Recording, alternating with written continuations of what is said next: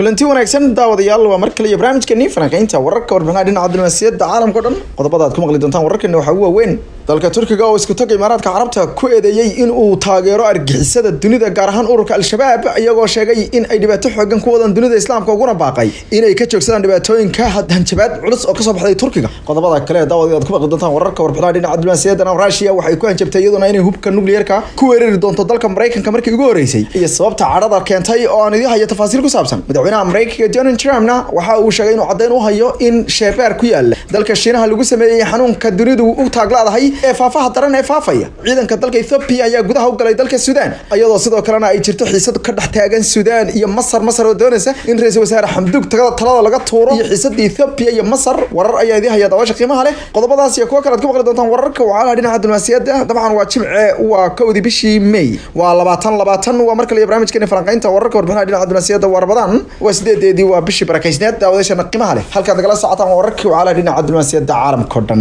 sidoo kale waxa idin haya daawadayaasha qiimaha leh barnaamijyadii falanqaynta iyaguna tirabeela waxaan idin haya qodobo waaweyn oo dhinaca falanqaynta qodob iyo qodob isku dul taagi doono waa maxay sababta hindidu ay u nacday dadka muslimiinta wax wararkii ugu dambeeyay iyo nacaybka aan la arag iyo waliba baaqiyo aan abid la arag oo dadka hindida ah ee markaas maryacasayaasha ka soo duulaya kuwaas oo ka dhan islaamka iyo carabta iyo dalalka caalamka islaam oo ku baraarugay arintaasi ayaan idin haya sidoo kale waxaan qodobeed doonaa oo falanqeyn doonaa taariikhda dadka soo jireenka iyo sida taariikhda ay Soomaalidu u dafirto iyo dunidu si taariikhda ugu faanto waxaan kale oo daawadayaasha qiimaha leh maqli doontaan Liibiya iyo wararkii ugu dambeeyay iyo barnaamijka ku saabsan isaguna ee daawadayaasha qiimaha leh wararka waxa dhinaca diblomaasiyadda aan ku bilaabo isla markaana ugu horeysiiyay dalalka Jaamacadda Carabta oo alaaba iyagu hadlaha marka ay arintu xumaato gaar ahaan dalka Falastiin ee la haysto ayaa waxa ay sheegeen ama ay cambaareeyeen go'aanka ugu dambeeyay ee ay Israa'iil ku go'aansatay inay qaadato ama ay ka farmaroojiso waxa ka haray dhulkii reer Falastiin dadka reer Falastiin war qoraal ah oo ay soo saareen golaha wasiirada arrimaha dibadda ee dalalka Jaamacadda Carabta oo khadka maqal iyo muuqaalka kulan degdeg ah ku yeeshay ayaa ku tilmaamay in go'aanka ay Yahuud ku go'aansanayso inay qaadato daanta galbeed iyo dooxada Jordan Valley ay tahay ku kale oo muujinaysa ay yiraahdeen sida ay u doonayso in ay gasho dambiyo dagaal oo cusub oo ka dhan ah dadka reer Falastiin Jaamacadda Carabta waxa ay sheegtay in ay ku baaqayso dalka Mareykanka inuu oofiyo oo uu xishmeeyo go'aamadii iyo qararadii ay soo saartay Jamciyadda Qurumaha ka dhaxaysa ee ku saabsanaa in la dhowro sharciga caalamiga ee international law loo yaqaano iyo sidoo kale inuu la baxo taageeradiisa uu la garab taagan yahay Yahuud ayagoo haba yaratay aan wax digniin ah ka soo saarin iyo wax talaabo ay qaadayaan inta badan dadka reer Carbeed iyo dalalka Jaamacadda Carabta ee 22 ah dadkooda ayaa dhibsaday hadallada falashka ah inta badan ay soo saaraan dalalkaasi sanadkii 1967 oo hadal mooyee aan wax kale laga haynin isla markaana aysan xataa ficilo dhinaca waxaan qabataynta iyo dhinaca dhaqaalaha aysan cidna ka qaadin halka nagala socotaan oo wararka wacala dhinaca diblomaasiyadda daawasha qiimaha leh qodobo waaweyn iyo warbixino kala duwan baa inoo soo socday daawadayaal ee dalka isku tagay Imaaraadka Carabta oo ogtiin in uu waayadan oo dhan falanqeyna badan iyo warbixino sirdoon ah oo ay qadaadiganay aad warar badan ku maqasheen ayaan rabaa daawasha qiimaha leh in aad warbixintan ay tahay tan Turkigu soo saareen oo noqotay tii ugu adkeed ee dal caalam islaam ku yaala oo Turkigu ka soo saareen dhaweyto ay tahay halka arintu ay marayso iyo halisnimadeeda in badanna daawasha qiimaha leh warbixintan waxa ku qoran hadaladii ugu adkaa ee Turkigu u isticmaalo dal caalam islaam kamida sanadii ugu dambeeyay war qoraal oo laga soo saaray wasaaradda arrimaha dibadda ee dalka Turkiga ayaa waxa lagu tilmaamay dalka Imaaraadka Carabta in uu yahay fardheeraatay warka qoraalka ayaa waxa lagu yiri dawladda dalka Turkigu waxay ka soo horjeedaa faragelinta habdhaqanka colaadda leh ee waxa la mixnadaysan ee ay ku kacayaan baa leeyahay dalka isku taga Imaaraadka Carabta waxaan u aragnaa siyaasadda dalka isku taga Imaaraadka Carabta ay iska taagtay arrimaha caalam islaam baa iyo dalalka qaarkood inay yihiin kuwo munaafaqadaysan baa oo xun sida waxa lagu yiri war qoraal wasaaradda arrimaha dibadda ka soo baxay markaan ku saxeexnaa afayeenka wasaaradda Hami Oksay waxa uu yiri waxaan ugu yeedhana dawladda dalka isku taga Imaaraadka Carabta in ay marka u horeysato garato tabarteeda balaguri in ay garato tabarteeda baa oo is aqoonsato halka ay u qalanto baa waa marka koobaade waxa aan ugu baaqanaa in ay joojiso fangaraynta dhaqaalaynta argixisada caalamiga sida baa Al-Shabaab ee ay ku argagixinayaan Al-Shabaab baa ficilada ay ka geysanayaan bariga Afrika isla markaana ay dadka ku leynayaan ayagoo markaasi bariga Afrika iyo gaar ahaan dalka Soomaaliya dad ahaan burburiyay baa lagu warka qoraalka oo sii socday ayaa waxa la yiri waa inay sidoo kale joojiyaan talaabooyinka ay ku garab taagan yihiin hogaamiyaha Afghanistan ee gacan ku dhiglaha baa la yiri ee General Khalifa Haftar ee dalka Liibiya dhinaciisa bari duulaanka iyo doolaalada xooggan ka soo haya sidoo kale waxa ay dowladdu ku baaqday in ay dib u hubsato baa la isku taga imaaraadka carabta qiyamka ay ku yeeli kareysay haddii ay dhinaca wanaagga iska taagto arrimaha caalamka islaam wasaaraddu waxay hadalkeeda sii wadata waxay tiri Turkigu arrimaha uu sameeyo oo dhan ma aha gabi ahaan laguma tilmaami karo faragelin military mana sameeyno faragelin military oo aan ku kala dhantaalno aqoon jiritaanka midnimada iyo waxa la dadnimada dalalka aanu taageerno laakiin taageerada aanu siino tusaale ahaan baa la yiri marka dawladda la aqoonsan yahay GNA ee dalkaasi Liibiya waa mid ku salaysan aqoonsiga ay caalamka dhasiyeen GNA inay tahay dawladda kaliya la aqoonsan yahay fadhigeedu yahay magaalada Tripoli sidaa daraadeed ilaa intii ay bilowdeen xasaraduhu ay ka bilowdeen dalka Liibiya imaaraadku waxay ahaayeen kuwa taageeraya ninka baxsadka ah ee jaranka ah Khalifa Haftar ayagoo uga gol leh xasilooni darre halkaas ka dhacda warbixintu waa sii dheertahay isla markaana sii socota waxa la yiri sidoo kale isku taga imaaraadka carabta waxa maqraatimo doonta aan hayna in gabi ahaanba faragelinta ay sameeyaan ay tahay kuwa aan u quminaynin dal kasta in uu noqdo ama dal kasta farageliyaan inuu amaan noqdo waxaana tusaale loo soo qaatay baa la dalka Yemen bay u soo qaateen waxayna yiraahdeen dalka Yemen waxa ay ka sameeyeen ama ay ka fuliyeen mashaariic iyo kala goyn iyo qorshayaal markaas gabi ahaan ba mashruucooda uu yahay kuwa kala dhantaalid dalkaas waxaana ogtiin baa la yiri in koonfurta dalka koox ka tirsan oo la yiraahdo the Southern Transitional Council STC ay ku dhawaaqday goonigosa taasoo ah ayaa la yiri mid ay ka dameysay ama ay lug lahayd dalka isku taga imaaraadka carabta maadaama ay kooxda taageerayeen sidaas warka qoraalka ayaa ku qoran oo lagu yiri warka qoraalka wuxuu ugu dambeyntii ku taliyay in dawladda dalka Turkigu ay xishood badan ka sameysay isla markaana ay dulqaad lixaad ay ka soo bisay arrimahaas waxaana lagu taliyay dalka isku taga imaaraadka carabta inuu joojiyo ololaha warbaahinta iyo waliba digniinaha iyo dhibaatooyinka waxa la xun ee ka dhanka Turkiga waxaana la sheegay in ay dalka isku taga imaaraadka carabta sidoo kale faragelinta ay joojiyaan oo Turkiga ka joojiyaan ayagoo la yiri ka warrama hadii aan faragelin taa aad sameeysan mid leeg oo midmidugtaaga aan ka sameeyno gudaha dalkeena iyo shacabkeena wax arintan ayaa u muuqata hadalkii ugu kulay abid soo baxa daawadayaasha qiimaha leh daawadayaal qaybtaas waa qaybtii koobaad ee wararka qaybtana waa qaybtii koobaad ee daawadayaal ku soo dhawaada ee dhinaca barnaamijka falanqaynta qaybta hore aan ku soo dhaweeyay daawadayaasha qiimaha leh oo aan ku qaada dhigo arinta dalka la yiraahdo Hindiya iyo dadka Hindida oo bariyahan oo dhan markaasi ay dhibaato xoogan dadka muslimiinta ku hayay hadaba horta intaanan u gelin falanqaynta iyo araahda aan horta fiirino waxa ugu dambeeyay waa maxay dhacdooyinka ugu yaabka badan ee hadeerta laga soo sheegayo ee halkaas ka dhacay waa maxay dhacdooyinkan naxariis darrada ah ee hadeerta laga soo sheegayo Hindiya waxa kamid ah in markaas ay leeyihiin culimada la yiraahdo tabliiq la yiraahdo oo ah culimada wareegta ee muslimiinta ah ee wareega ee dadka khayrka ugu baaqa markaas ay leeyihiin muddo bila in ay ku xayireen yihiin boqolaal ee markaasi dad ah oo socoto aha oo la sheegay in aan biyo iyo raashin toonana loo geenin halkaana lagu yiri marka hore waxa la idinku sameeyay wax loo yaqaan karantiil ama wala idinku xayndaabaya oo isku baxnaanaysan halkaasi ayaa la eegaya laakiin 30 maalmood ay hadeerta arinta ku gaadhay sida loo ogyahay meesha ugu badan ee la isku karantiil inta muddada ugu badan ee la is xayndaabo ama la isku xayiro meel waa 14 maalmood iyo wax ka yar taasina waxa ay dhalisay carag kale oo muujinaysa in ay dadkaasi la ciqaabay oo dhibaato aad u weyn loo geystay wana ogtihiin inta badan tabliiqu dad dhaqaale leh maaha oo inta badan ururada islaamiyiinta ah ee dhaqaalaha haysta maaha ee maaragtay ama ganacsiga ku jira ama dhaqaalaha maaragtay shirkadaha sharciga leh waa laga yaabaa qof inuu kamid yahay laakiin se alaab ayagu urur ahaan dhaqaalo ma laha waa dad jeebkooda isticmaala nin walba waxyaalaha yar uu shaqaysto ama waxyaalo kale si uu soo galo uu 3 habeen 4 habeen inuu ku maartay baxo oo khuruuj ku aado uu ugu talagala waxaana sheegay markaas in nimanka dadkaas ay gaajo aad u weyn suxur la'aan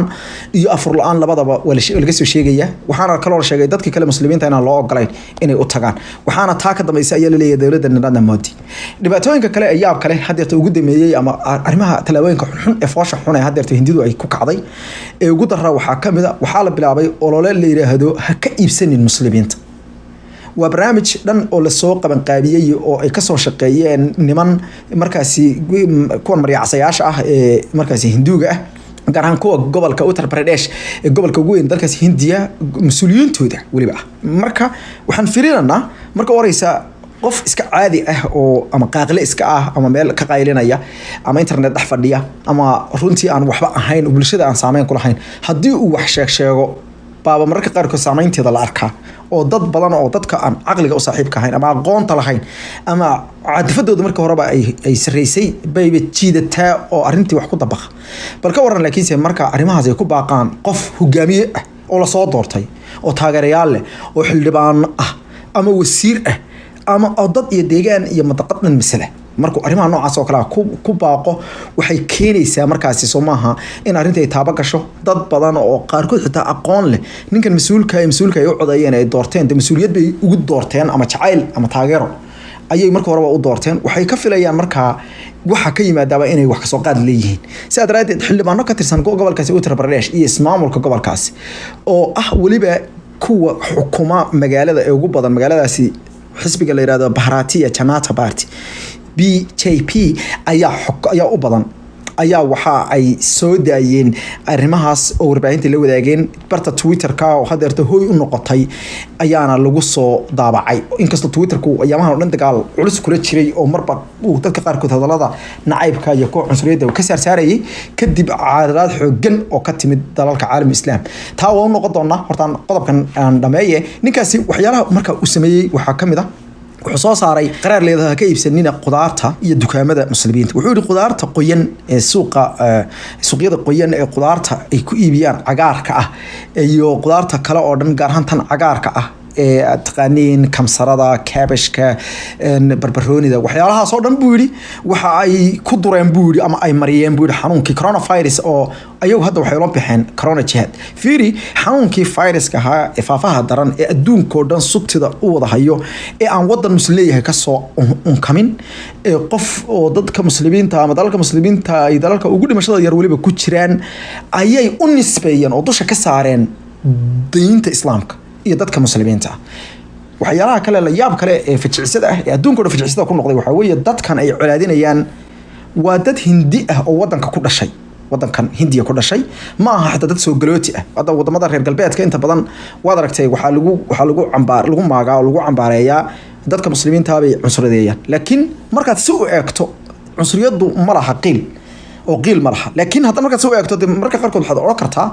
qof wadanka ay shalay yimid oo dhaqan kale keenay oo diin kale keenay oo inuu khatar la kulmo waaba wax deemoogtay la odrasayo la isweydii karayay moogtay dad shalay gobol Soomaaliya oo shalay tagtay oo xijaaban oo diyaabisid oo caruurteedii u xijaabtay oo halka mar in farta loo taago oo la cunsureeyo waa wax la fila karo moogtay laakiin bal dad wadankay ku dhasheen ee Ilaahay ku abuuray ee ay ka soo jeedeen ay xukumi jireen inta badan waliba muslimiintu ay xukumi jireen lagu cunsuriyadanayo oo diintooda daraadad loo cunsuriyadanayo waa cunsuriyada nooca ugu xun baa la yiraahdaa tan Hinduuda ay sameeyaan yaani waa nooca cunsuriyad ee ugu xun waa nooca ugu hadda darto dad is ah waa sida Soomaalida ay isku sameeyaan haybsooca Soomaalida oo kale bay kamita moogtahay inkastay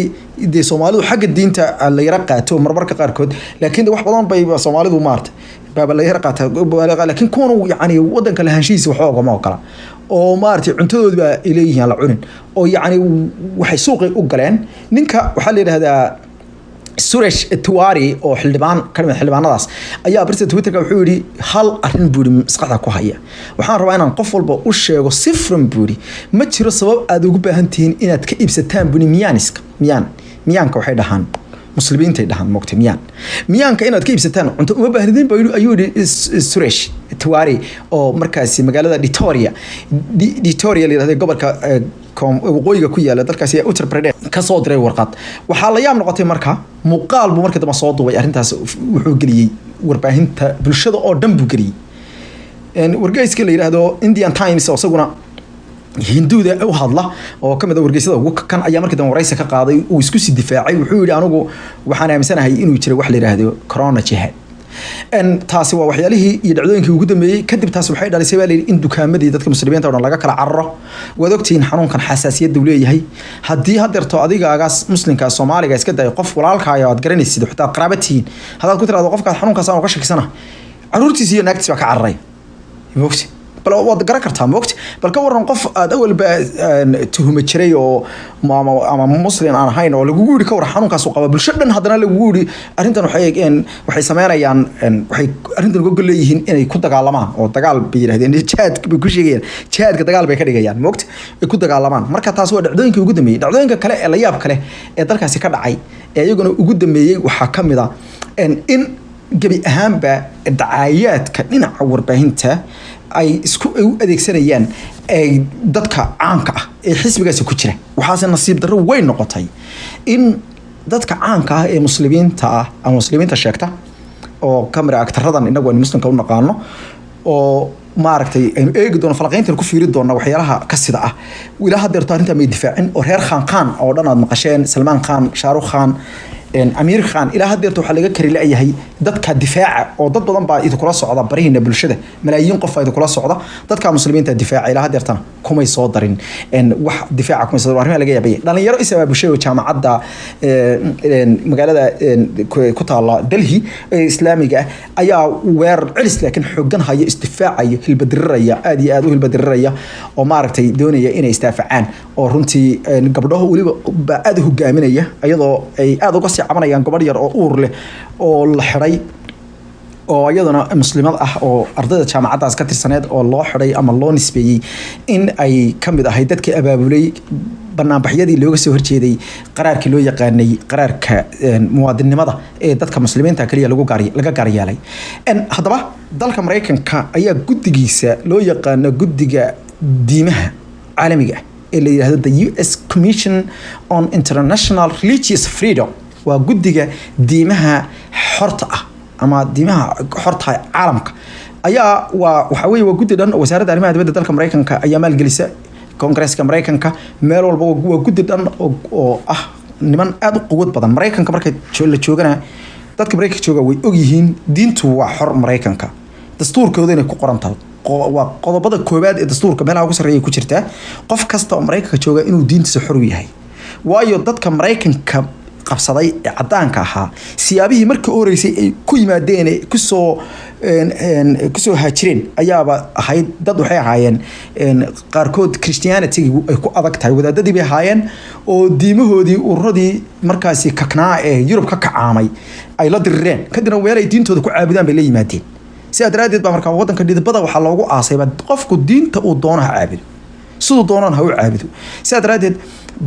baad arkaysaa iskuulada Mareykanka waa qofka aad u xijaaban bad carruurta u diraysaa malaha uniform malaha qofka soo doono u labisanayaa يعني دينتا دونتاد haysanaysaa يعني siyaabahaas Mareykanku waa dalalka xagga diimaha xornimada taas waa arin xaqiiqa ma aha arinta Soomaalida iyo cadfada iyo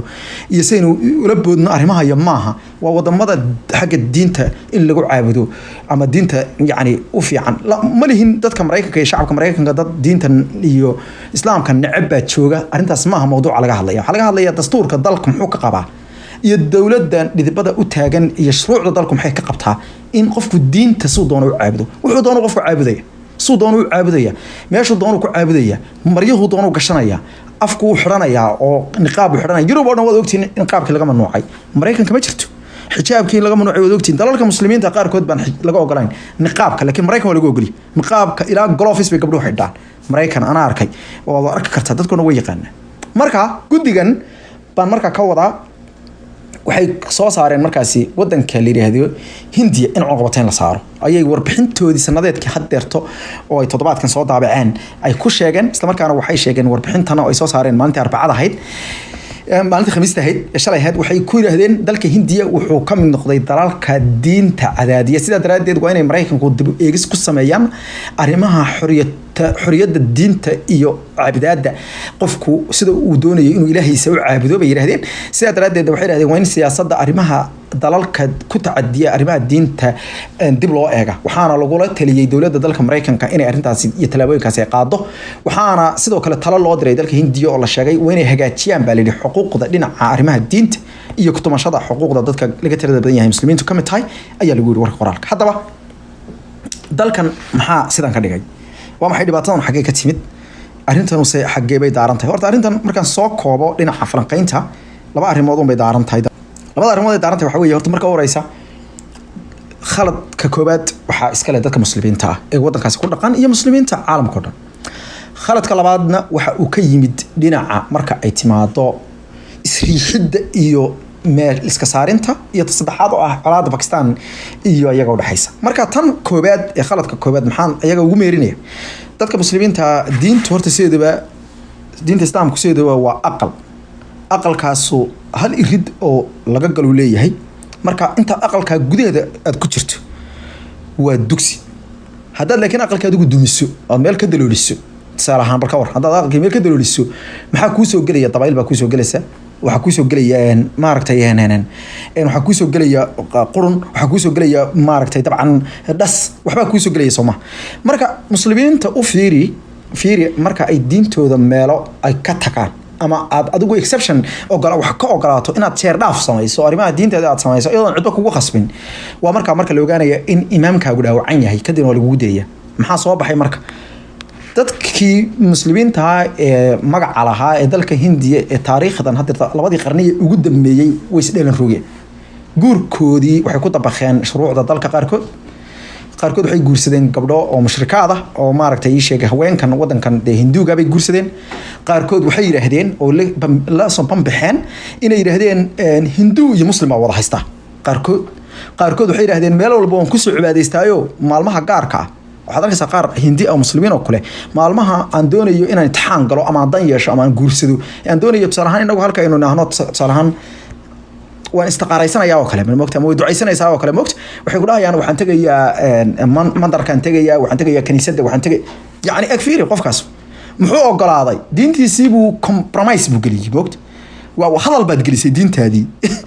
baad hadal gelisay waxaa kaloo jira nimankan hadeerto waa weyn ee atoorayaasha ah ee Soomaalidu aad u jeceshahay Salman Khan iyo Shah Rukh Khan iyo dhalinyarada markii aad loo daawo jiray la yiraahdo waxay dhamaantood sheegtaan inay yihiin Muslim iyo Hindu wada jira dhaqamada filimaanta ay ku soo bandhigaan oo dhanna waa dhaqanka Hindu dhaqaale daraadeed magac daraadeed ayay uga tanaasuleen marka taas marka waxay dhiirashay keentay diintii in la baabi'iyo dadkii in la dagaalamo ayagii in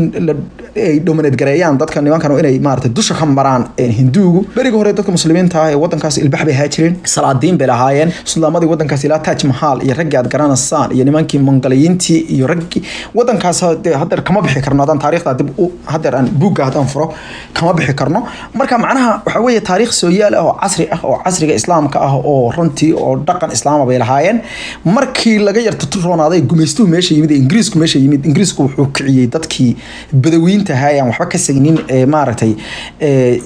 dadkii Hinduuga ahaa buu kiciyay dadkii ku nooleeyay ayagiina markaa wastaad raaciyeen dabcan waxa kale oo ka sii qayb qaadatay arinta Pakistan marka horeysa laba siyaabo oo ka sii qayb qaadatay colaad ba meesha ka timid oo colaadaas maaragtay waxa loo arkay dalka Pakistan dal 100% muslim ah ama 100% maaragtay 90 iyo something muslim ah kadibna dalkan cadow ku ah marka arintii way diimeeyeen ta kale meesha timid waxa weeye dadkii way kala go'een Pakistan waa tii ay go'day kadib markii Pakistan go'day dadkii kale muslimiinta ay meesha lagaga tagay waxa loo arkay dad haray oo ka haray dalkoodii iyo dadkoodii ka haray baa loo arkay waxa la leeyahay tuura waxa jira xaggaas aad leediin maxad u aadi weydeen waana laga tirabatay hadii Pakistan meesha ay joog lahayd Pakistan ayadii baa sii kala go'day Bangladesh baa ka sii go'day marka Bangladesh iyo Pakistan iyo inta muslimiinta Hindiya ku dhaqan intaas ay isku jiri lahaayeen way iska celi lahaayeen waa u dhigmi lahaa waa dhigi lahaayeen majority may noqdeen laakiin se tiro fiican bay noqon lahaayeen hadeerto waa 14% waa dadka maartay muslimiinta ah ee dalka Hindiya taasna way keentay marka ugu dambeyntii hadaba maxaa arintan ay muujinaysaa maxay arintan ay ina baraysaa arintan waxayna baraysaa adduunka loolanka adag iyo weerar celiska ka soconaya ee dhinaca diinta iyo dhaqanka ah hadeerto iyo dhinaca markay timaado arrimaha kaknaanta waxa ugu badan Asia dalalkan hadeerta Carbeed ee Khaliijku ka mid yahay Kuwait ha ugu horeeyeen iyo dadkeedu dad imaaraadka ka soo jeeda ayaa jira Sacuudiyaan baa jira dad kale oo caalam islaam oo dhammaan jira arinta way ku baraarugana waxa keenay waxay arkeen dadkii baraha bulshada ayaga kula jiray kuwa oo ayaga la shaqeynayay oo la shaqeeyayaalaha ayaa waxay saaxiib kula yihiin ilaa adiga waa dadka marka la shaqeeyso qaar baa Facebook kugu jira qaar baa Twitter kugu jira qaar baa telefoon kugu jira oo waxay arkeen dagaalkii halkan ka wada imaaraadkii iyo khaliijkii ka wada kadib waxay yiraahdeen dadkan way yaabeen bade carabtii mar damay toostay hadeerta marka ayaga laftooda waa la kuleenaya waayo dhaqaalaha ugu badan waxay ka helaan khaliijka oo shaqaalaha ugu badan ayay leeyihiin arintaas waliba hadii ay carabtu sudta u sii qabato saameyn xooggan bay ku yeelanaysaa saameyn aad xooggan bay ku yeelanaysaa carabtuna runtii waa dad ahaan shacab ahaan waa shacab haday kacaan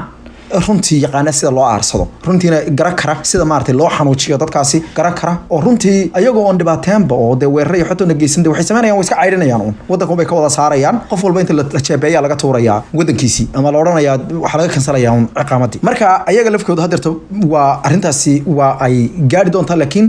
waxa jira dad ayaga ah oo madax maran oo ay madax martay maartay ragxantaasi waxaas ay caabudayaan oo hinduunimadaas oo ay madax martay oo aflaantooduna qayb bay ka qaadataa fulinta mabaadi'da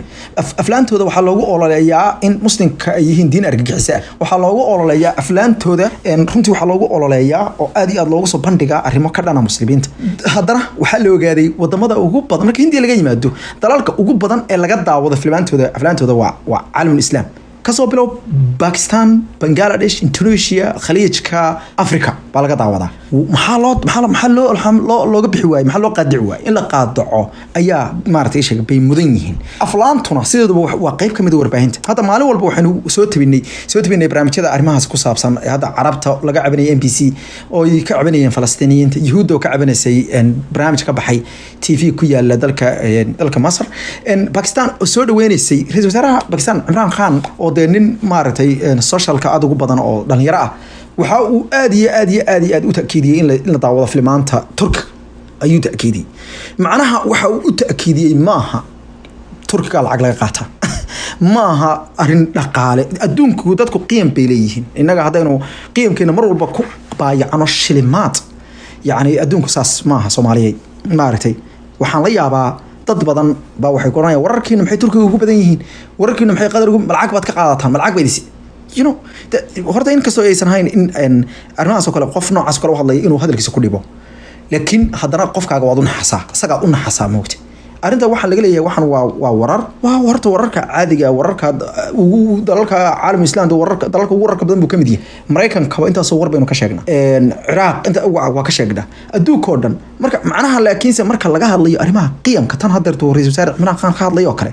ma aha labada dal cilaaqaad baa ka dhaxeeya oo kaliya ma laakiin wuxuu ka hadlayaa wax guud oo common ah oo dadku wada leeyahay oo saameynta ay kugu yeelanaysaa carruurtaada ku yeelanaysaa familkaaga markay daawadaan ku yeelanaysaa aysan hayn mid xun oo ah waxaad ka dhex arkaysaa markiiba yani dhaqankaagii baad ka dhex arkaysaa barnaamij la siisay haddaad gudbinayso waa inaad qiyamkaagii iyo dhaqankaagii iyo dadnimadaadii iyo diintaadii waa inaad ka dhex aragtaa waa inaad macnaha waxaad u taagan tahay waxa tahay waa inay ku tusisaa waa inay ka muuqato hadalkaagii afkaagii hooyo dhaqankaagii sidii dadku ahaa jiray naxariistii waliba hadeerto islaamka magacdil baa lagu jiraa dhibaato xoog baa lagu jiraa marka waa inuu arrimaha ka qayb qaadanaa daawadayaal qaybta intaasan kaga baxaya Hindiya qaybaha kale ee barnaamijka falanqaynta daawadayaasha qiimaha